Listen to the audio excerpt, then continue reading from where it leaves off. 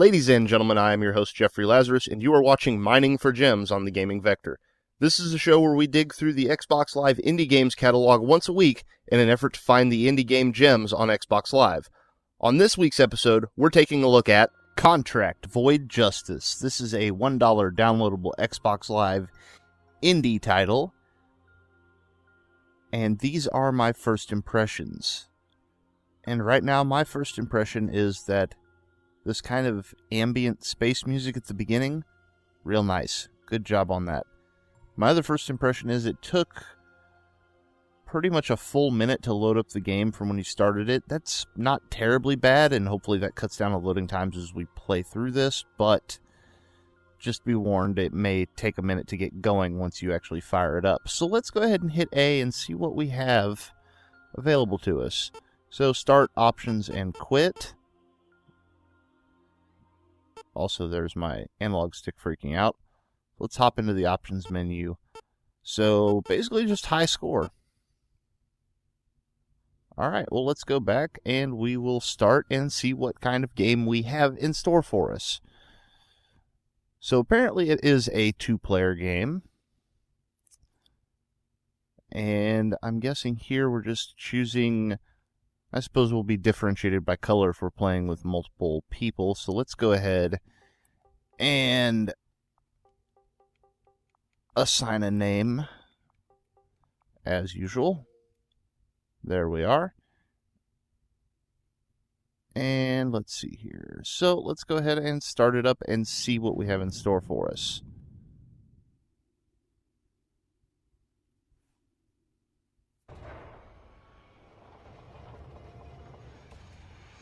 Interesting decision on art style, I must say. I don't know how I feel about it. It looks like... It looks somewhat like a motion comic a little bit. Oh. Those movement animations on the people are not fantastic. Oh, and things have apparently gone badly. So now we have a katana and a pistol. So what's going to happen here? Okay, so... It looks like we need to get from the hangar to the bridge, I would guess, and we have multiple different possible zones to go through. A prisoner riot is building in this sector, and the warden wants it shut down. Take out prisoners for 10 credits per kill. Alright.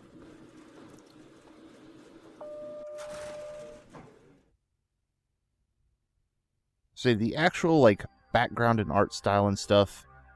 Oh, is this a... Okay, I don't know what my controls are because you didn't tell me, game. Alright, so A is shoot.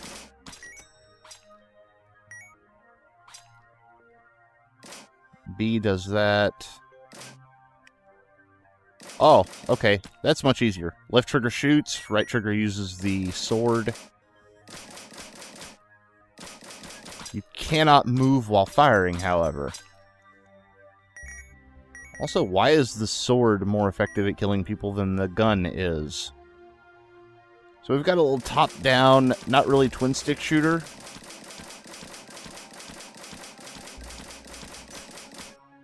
Jeez. Takes about a year to shoot somebody to death in this game.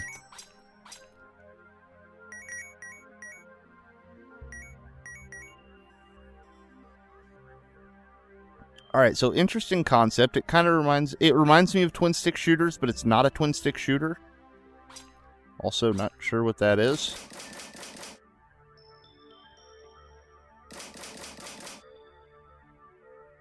But it does skid along nicely when we shoot at it. Oh, I guess it tells me in the corner. So I'm gonna guess that the top bar is my life bar. The bottom bar is energy for my weapons. I'm not sure what the top center bar is. I'm going to guess it's maybe inmate to guard ratio type thing. So the more inmates that we actually take out, then the more that slider fills up with blue rather than orange. That's what it appears to be anyway. Maybe that'll be a mechanic that comes in later on where you actually have to rescue guards, and if you don't, then things shift the other direction. That could be rather interesting. Also, we are rapidly running out of energy for our firearm, it would appear. So, do we have a mini-map of any kind? No, we do not. I wonder if these levels are randomly generated. It is entirely possible that they are. Oh, that's a lot of guys. Alright. So let's just shoot you a few times. Seems like the sword is really the way to go.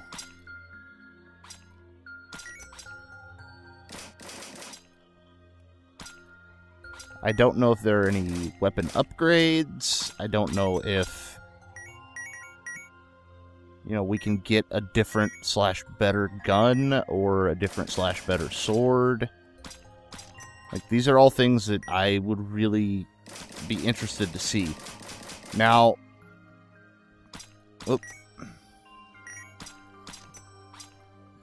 the melee combat feels very button mashy. Because it's literally just, you know, press right trigger to swing your sword. Or hold it down to continue swinging it. So it's not even button mashy, it's just hold down the frickin' button. Which is a bit disappointing.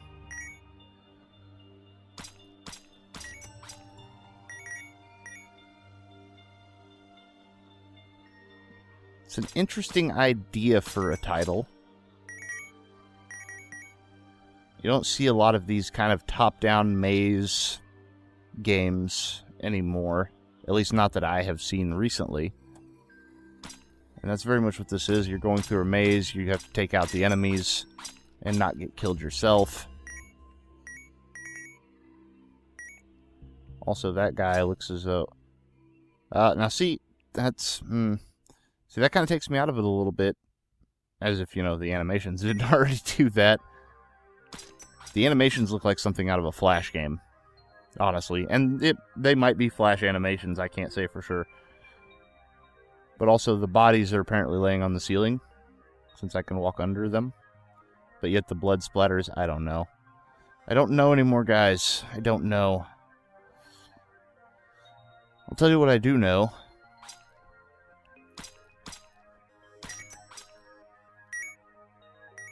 At this point, this early on, you know, first impressions, I'm not having a ton of fun with the game. I'm not saying that it's bad by any means. No. It functions fine. It's a fully playable game. But, aside from just killing stuff, I don't really see what the draw is here. Like, do I get to upgrade my character? Do I get to upgrade my weapons? If I'm playing two-player, are we playing split screen? Or are we tied to the same screen? You know, it feels like I should be able to buy upgrades and whatnot, and hopefully I'm going to finish the level, and then we'll see if maybe there is a way that I can actually upgrade my character. Because this feels very dungeon crawler-ish. Like, it feels like something where I should be able to use my points to buy upgrades. This right here is why a map would be very helpful, because I don't actually know where I've been, and where I need to go.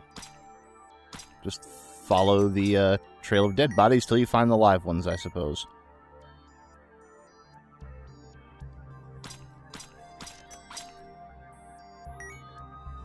So gameplay's alright. It's... I don't know, it feels like it could have been more. It's a tad on the slow and boring side, unfortunately. And I don't like to say that a game is boring, but I'm not really having a lot of fun with it. So what do we got here? You a guard? That's a guard. Okay. So maybe there is some kind of mechanism where I'm supposed to rescue those guys. I'm gonna guess there's probably like one prisoner hiding out somewhere that I haven't killed yet. Nope, there's one. Eat it. Now wait a minute. Now, see, now that's fixed itself to where I'm actually walking over the body instead of under the body. That's real strange. I'm assuming that's some sort of possible glitch. Graphical glitch. If I had to venture a guess. Where do these guys keep coming from?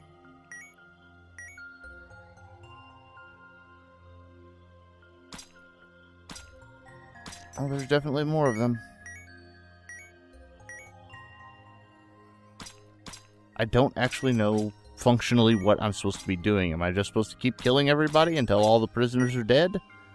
Am I supposed to go and somehow interact with the guard and say, hey, I quelled the riots, I took out X amount of guys, or am I supposed to be looking for an exit door? Oh, hey, a shop. Interesting. A level map. Too bad it didn't tell... Oh, it does tell you a price underneath it. Alright, I'm silly. Solar... I'm assuming that's supposed to say solar compass. Somehow I doubt that I need 2 of them. So now...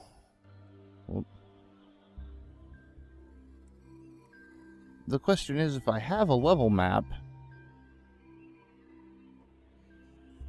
how do I access said level map?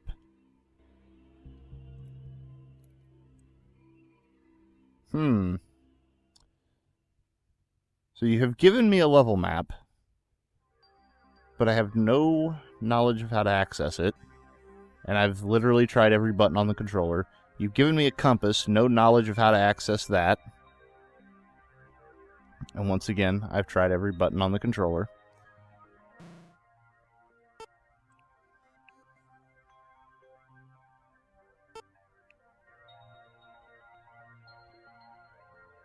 So this game obviously has some problems.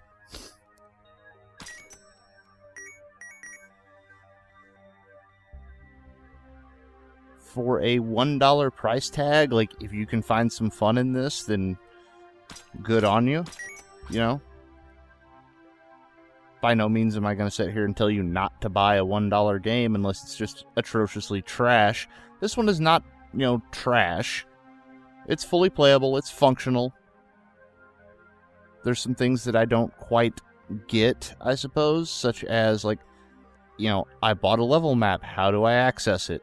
I bought a compass, how do I access it? The game doesn't tell me any of that stuff. Also, I have no idea what that thing is, although it looks an awful lot like the compass that I bought earlier, so maybe...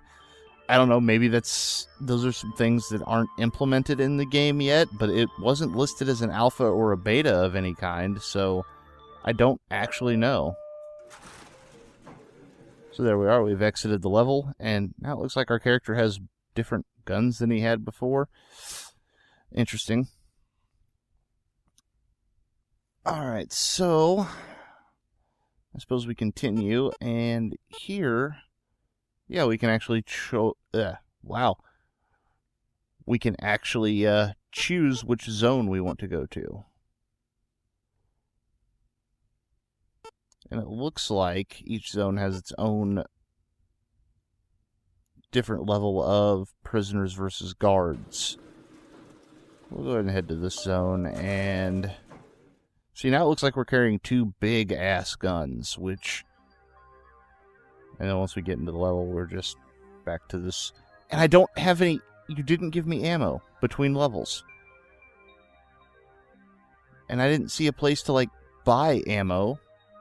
Like, I ran into the shop, which is real weird there'd be a shop on a prison ship, but, I'll accept it for, the game standards. Oh, hey, a new enemy type. Just as easy to kill as the old ones. So... first impressions. An interesting title. It definitely had some potential. Definitely has some potential. But right now, it feels like it almost feels like an alpha product with just kind of placeholder animations and art and whatnot. And I don't say that to be mean to the people who have created the game. Obviously, they've put some work into it. But it just feels like it could have been more.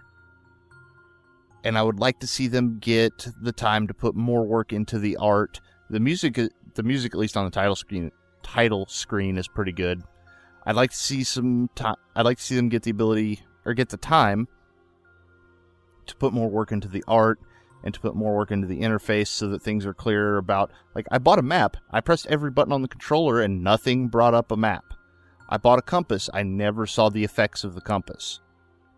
These are things that need to be addressed. So, final verdict, I cannot really recommend this as a hidden gem on Xbox Live indie games. Now, that being said, I am interested to see what these guys can come up with for maybe their next title. With that being said, I have been your host, Jeffrey Lazarus, and thank you for watching.